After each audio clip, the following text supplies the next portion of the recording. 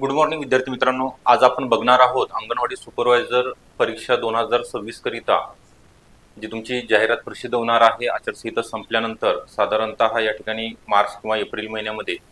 तर ही परीक्षा कशी होणार आहे, कोण घेणार आहे, निगेटिव्ह मार्किंग आहे किंवा नाही, परीक्षेचं पॅटर्न कसं असणार आहे, सगळ्या गोष्टी आपण या व्हिडिओच्या माध्यमातून पाहणार आहोत। तर त्याकरिता आपण हा शेवटपर्यंत व्हिडिओ बघायचा आहे, व्हिडिओला लाईक करायचं आहे, आपण जर नवीन असाल चॅनलला तर सबस्क्राईब सुद्धा करून ठेवायचं आहे।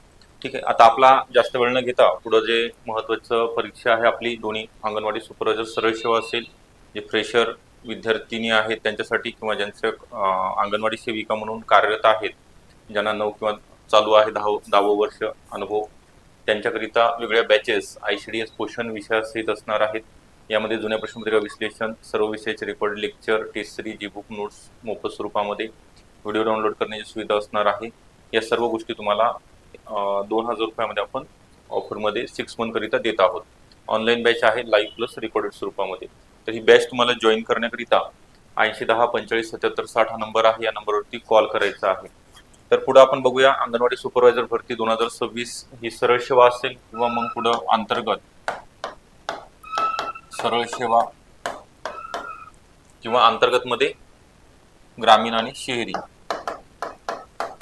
अंतर्गत मध्ये कोणती आहे, शहरीचे 272 पदाची आलेली आहे, परंतु तिच्या अजून फॉर्म काही महिलांनी भरलेले आहेत, परंतु कोर्टाचा स्टे असल्या कारणाने नवीन लिंक सुरू झालेली नाही। तर ती कदाचित पुढच्या वर्षी होऊ शकते। सध्या आचारसंहिता चालू आहे, तुम्हाला सर्वांना माहिती आहे। महानगरपालिकेची 16 जानेवारीपर्यंत चालेल, त्यानंतर जिल्हा परिषद आणि पंचायत समिती फेब्रुवारीमध्ये। ओके, फेब्रुवारी एंडपर्यंत या सगळ्या निवडणुका पार पडतील, कारण आचारसंहितेमध्ये कोणतीही जाहिरात किंवा तुमची जॉईनिंग, मागचे सुद्धा निकाल लागलेले आहेत, त्यांची सुद्धा जॉईनिंग आता थांबलेली आहे। तर परीक्षा ही समजा MPSC मार्फत जर घेणार असेल तर ऑफलाईन स्वरूपामध्ये होईल। आता त्याचं नेमकं कोणाकडे टेंडर जाणार आहे परीक्षेचं, तर ऑनलाईन जर असेल तर TCS किंवा IBPS मार्फत, जर ही MPSC मार्फत असेल तर पूर्व परीक्षा मुख्य परीक्षा असणार आहे आणि त्यामध्ये निगेटिव्ह मार्किंग सुद्धा असणार आहे।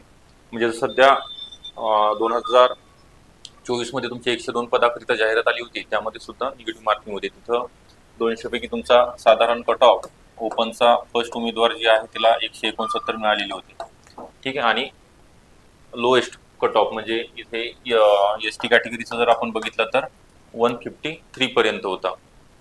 आणि बाकी प्रकल्पग्रस्त, भूकंपग्रस्त, अंशकालीन उमेदवार असतील किंवा माजी सैनिक असतील त्यांचा कट ऑफ साधारणतः 120 ते 130च्या दरम्यान होता। तर आपल्याला त्या दृष्टीने मार्क पडले पाहिजेत। तर त्याकरिता वेगळ्या बॅचेस, जसे की तुम्ही अंगणवाडी सरळ सेवेची करू इच्छित आहात किंवा ग्रामीण भागातील महिला आहेत किंवा शहरी भागातील, त्यांच्याकरिता स्पेशल बॅचेस या ठिकाणी ICDS संगणक विषयासहित आपण घेत आहोत। यांचा जो सिलेबस आहे एकदा अभ्यासक्रम सुद्धा बघून घ्या तुम्ही कोणता आहे, तर दोन्हीचा कॉमनच आहे। मराठी विषय आहे, त्यानंतर इंग्लिश, सामान्य ज्ञान आहे,